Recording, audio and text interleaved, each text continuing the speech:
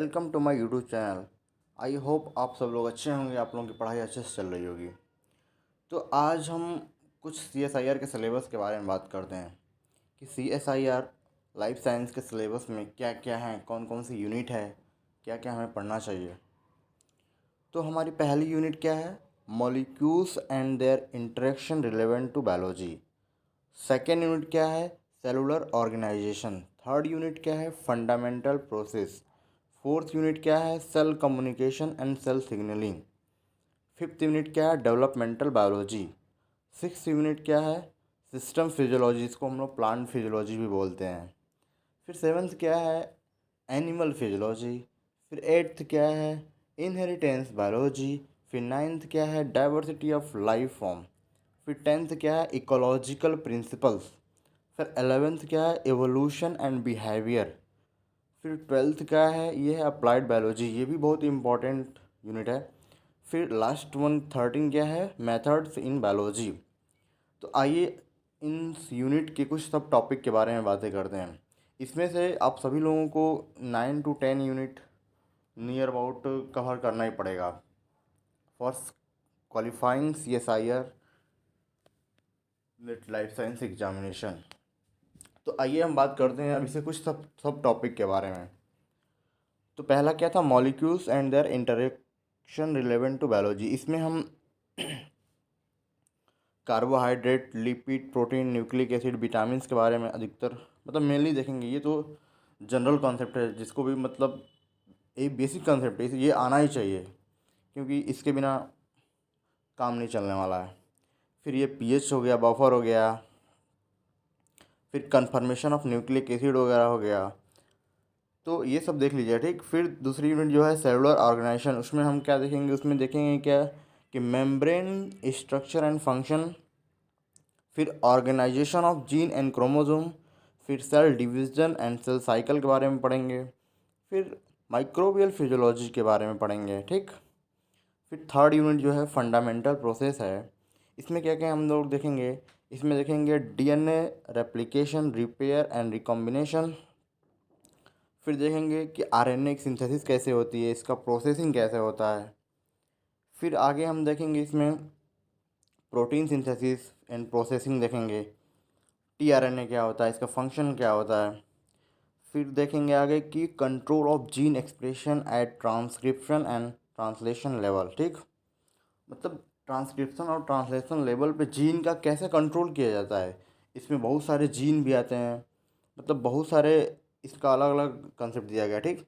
फिर fourth unit जो है cell communication and cell signalling, ये बहुत ही इम्पोर्टेंट यूनिट है जिससे हर साल एवरी ईयर मैक्सिमम क्वेश्चन पूछे जाते हैं। इसमें क्या है? इसके सब टॉपिक क्या है? होस्ट पैरासाइट इंटरेक्शन है, फिर सेल सिग्नलिंग है, फिर सेलुलर कम्युनिकेशन हो जाएगा, फिर कैंसर हो जाएगा, फिर innate and adaptive immuno system हो जाएगा। फिर आगे देखेंगे पाँचवीं यूनिट क्या है? Developmental biology. ये जनरली जूलॉजी के स्टूडेंट के लिए आसान टॉपिक होता है, बट इसमें से क्वेश्चन जो होता है बहुत आसान पूछा जाता है। इसके बेसिक सब यूनिट क्या है? बेसिक कंसेप्ट ऑफ डेवलपमेंट, फिर gametogenesis, fertilisation and early development है। फिर मॉर्फोजेनेसिस है, ऑर्गेनोजेनेसिस इन एनिमल्स है। फिर morphogenesis and organogenesis in plant है। फिर प्रोग्राम सेल डेथ के बारे में इसमें देखेंगे, ठीक। फिर सिक्स यूनिट में क्या है? सिस्टम फिजियोलॉजी, इसको हम लोग प्लांट फिजियोलॉजी कहते हैं। ये तो जनरली बॉटनी वालों का बहुत फेवरेट टॉपिक रहता है। Photosynthesis, respiration, nitrogen fixation, plant hormone, sensory photobiology. फिर इसमें क्या देखते हैं? फिर solute transport and photo assimilation, इसको हम लोग क्या बोलते हैं? ट्रांसलोकेशन बोलते हैं। फिर सेकेंडरी मेटाबोलाइट, ये सबसे इम्पोर्टेंट सब यूनिट सब टॉपिक है। फिर स्ट्रेस फिजियोलॉजी है। फिर सेवन्थ यूनिट में क्या है? सिस्टम फिजियोलॉजी एंड जिसको हम लोग एनिमल फिजियोलॉजी बोलते हैं। ये जनरली जूलॉजी वालों के लिए यूनिट आसान होती है, बॉटनी वालों में थोड़ा टफ होती है।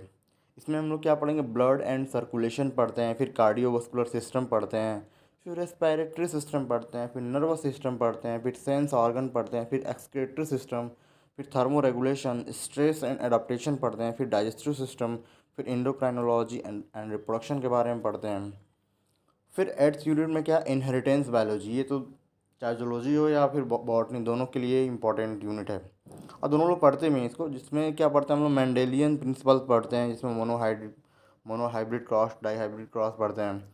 फिर कंसेप्ट ऑफ जीन पढ़ते हैं, फिर एक्सटेंशन ऑफ मेंडेलियन प्रिंसिपल, फिर जीन मैपिंग मेथड पढ़ेंगे, फिर एक्स्ट्रा क्रोमोजोमल इनहेरिटेंस देखेंगे, फिर माइक्रोबियल जेनेटिक्स देखेंगे, फिर ह्यूमन जेनेटिक्स देखेंगे, फिर क्वांटिटेटिव जेनेटिक्स देखेंगे, फिर म्यूटेशन हो गया, फिर structural and numerical alternation of chromosome देखते हैं, ठीक। फिर उसके बाद क्या देखेंगे, रिकॉम्बिनेशन देखेंगे। फिर 9th यूनिट में हम क्या देखेंगे कि डाइवर्सिटी ऑफ लाइफ फॉर्म में क्या है। फिर इसमें देखेंगे क्या है कि principles and method of taxonomy है, लेवल ऑफ स्ट्रक्चरल ऑर्गेनाइजेशन है, फिर outline classification of plant, animal and micro organisms के बारे में पढ़ेंगे। फिर नेचुरल हिस्टोरी ऑफ इंडियन सब कॉन्टिनेंट, ये कोई नॉर्मल टॉपिक है, बहुत ये इंपॉर्टेंट नहीं माना जाएगा। फिर ऑर्गेनिज्म से हेल्थ एंड एग्रीकल्चर इंपॉर्टेंस है। फिर ऑर्गेनिजम्स ऑफ कंजर्वेशन कंसर्न है। फिर ये 10th यूनिट है, ये भी जो कि ये दोनों के लिए, चाहे जूलॉजी से हो चाहे बॉटनी का स्टूडेंट हो, ये दोनों के लिए CSIR एग्ज़ाम क्रैक करने के लिए इम्पोर्टेंट यूनिट है, जिसको बोलते हैं इकोलॉजिकल प्रिंसिपल। इसमें हम क्या पढ़ते हैं, इन्वायरमेंट के बारे में देखते हैं, फिर हैबिट एंड नीचे के बारे में देखते हैं, पॉपुलेशन इकोलॉजी पढ़ते हैं, RNK के सिलेक्शन में पढ़ते हैं, ये बहुत ही इंपॉर्टेंट टॉपिक है। फिर स्पीसीज इंटरेक्शन के बारे में पढ़ते हैं, फिर कम्युनिटी इकोलॉजी के बारे में पढ़ते हैं, फिर इकोलॉजिकल सक्सेशन के बारे में पढ़ते हैं, फिर इकोसिस्टम इकोलॉजी के बारे में पढ़ते हैं, फिर बायोजियोग्राफी के बारे में देखते हैं, ठीक। फिर अप्लाइड इकोलॉजी देखते हैं, फिर उसके बाद कंजर्वेशन बायोलॉजी देखते हैं। फिर 11th यूनिट आता है इवोल्यूशन एंड बिहेवियर। ये जनरली तो जूलॉजी वालों के लिए ही यूनिट बनाया गया है, तो उनको उनके लिए थोड़ा आसान होता है। इसमें क्या हम देखते हैं, क्या इमर्जेंस ऑफ इवोल्यूशनरी थाट्स, मतलब कैसे लेमार्क लेमार्क डार्विन कंसेप्ट दिया गया था, क्या क्या था उसमें। फिर origin of cells and unicellular evolution. फिर फिर क्या है, पैलेंटोलॉजी एंड इवोल्यूशनरी हिस्ट्री पढ़ेंगे। फिर मॉलिकुलर इवोल्यूशन पढ़ेंगे। फिर उसका मैकेनिज्म क्या है। फिर अब आगे जो है 12th यूनिट, ये अप्लाइड बायोलॉजी, ये बहुत ही इंपॉर्टेंट यूनिट है। इसमें क्या क्या हम देखेंगे, microbial fermentation and production of small and micro molecules. ऐसे ही 2-3 कंसेप्ट इसमें और भी हैं, ठीक। फिर जो लास्ट यूनिट आती है, सबसे लास्ट और सबसे इम्पॉर्टेंट यूनिट है, उसका क्या नाम है, मेथड्स इन बायोलॉजी। ये तो बहुत ही इंपॉर्टेंट यूनिट है। इसमें हम लोग molecular biology and RDT recombinant DNA technology पढ़ते हैं। इसमें रिकॉम्बिनेंट DNA मेथड भी है, ठीक। इसमें cDNA जैसे BAC क्या होता है, YAC वेक्टर क्या होता है, फिर RFLP क्या होता है, RAPD क्या होता है, AFLP क्या होता है, टेक्निक्स, ये बहुत ही इंपॉर्टेंट टेक्निक है, ठीक। फिर क्या हिस्टोकेमिकल एंड इम्यूनो टेक्निक्स के बारे में पढ़ेंगे। फिर जैसे क्या इसमें FISH, फिर GISH के बारे में देखेंगे।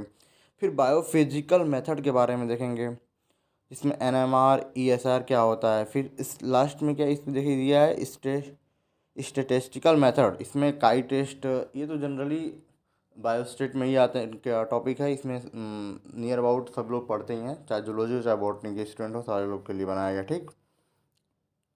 फिर क्या है, रेडियो लेबलिंग टेक्निक है, फिर माइक्रोस्कोपिक टेक्निक है, फिर इलेक्ट्रोफिजियोलॉजिकल मेथड है, फिर मेथड इन फील्ड बायोलॉजी है, ठीक।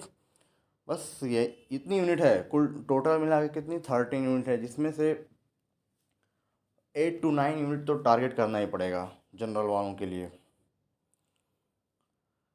तो आई होप, उम्मीद करता हूँ कि आप सब लोगों को कुछ समझ में आया होगा कि CSIR की प्रिपरेशन के लिए कौन कौन सी यूनिट पढ़नी चाहिए और क्या क्या सिलेबस में क्या क्या है। कुछ कुछ आइडिया तो लगा ही होगा।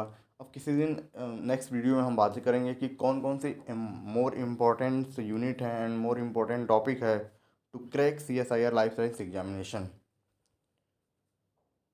Thanks for watching my video.